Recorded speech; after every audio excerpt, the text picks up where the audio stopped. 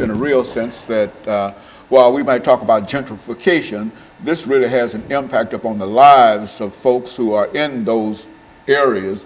And I would imagine one of the solutions might be is to provide some kind of housing for the folks who are displaced. Is that what we're saying here? Yeah,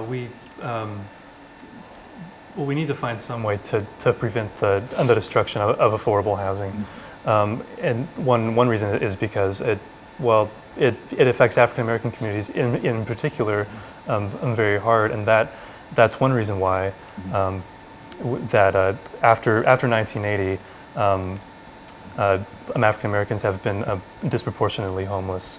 Before 1980, that wasn't really the case. So I think gentrification has something to do with that. So that no matter how old the structure might be, when you remove the structure, the house itself, no matter what the conditions might have been in that house, the people still had a place to go. And when you remove the house, the people no longer have a place to go, and they are literally homeless.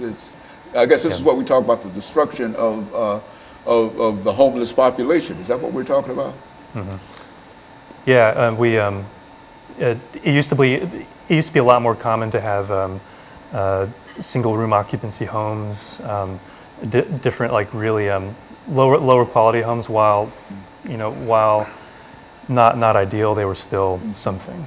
But as urban renewal has really taken flight, that kind of housing has been destroyed in a lot of cities.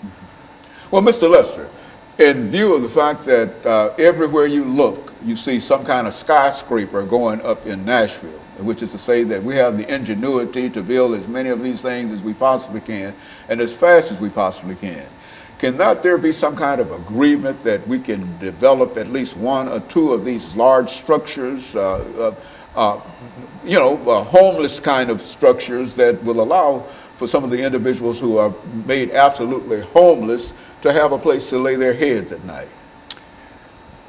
Well, you point to the building of these buildings. A large part of this is tax finance. They give tax breaks to large developers, over $300 million during the period of Carl Dean, to build these places that, the theory, I suppose, is that the prosperity will trickle down.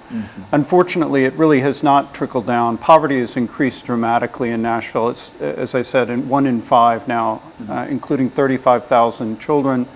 And yes, there should be money available to build affordable housing. Now, we're not so interested in seeing it concentrate. I work with NOAA's Affordable Housing Task Force as well as A Voice.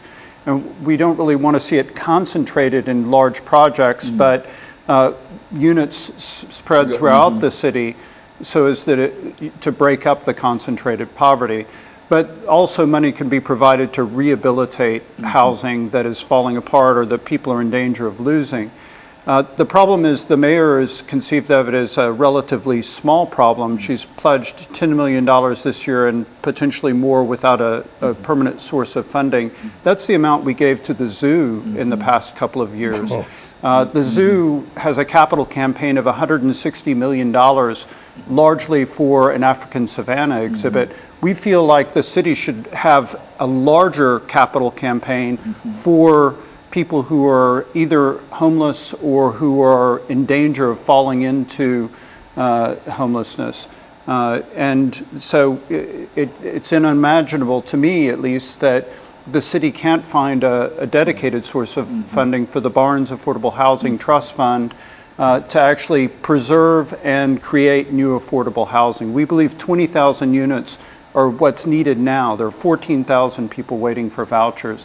And these are families, people with children, people that are citizens, taxpayers who've lived here for a long time that desperately need some assistance.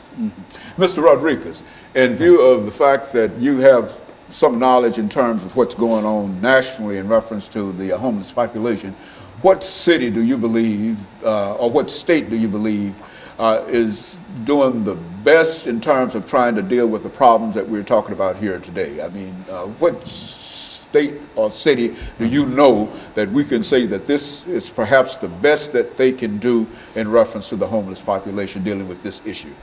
Yeah, Well, I would say New York City has had the most experience. There are probably other cities that maybe have been a little more experimental and maybe have more successful policies. I know Hennepin County, Minnesota, for example, has been talked about a lot. But New York City has been at this for a long time. So that's typically where researchers and policymakers tend to go if they want ideas for policy. Well, now, Mr. Lester, do you think that the kind of money that we spend on other issues outside of the homeless population, do you think that some of that money might be directed toward dealing with smaller units, not necessarily congregating everybody in one building, but dealing with smaller units over a widespread area? Yes, I think that would be definitely the preferred solution.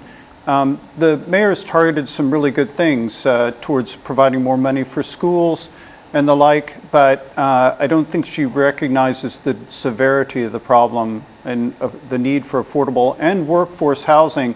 Over half the population of Nashville, the workers of Nashville, make less than $29,000 a year. And over half the renters are cost burdened. They can't really afford the housing that they're living in, which puts them in danger all the time of becoming, ending up on the street. That's exactly right.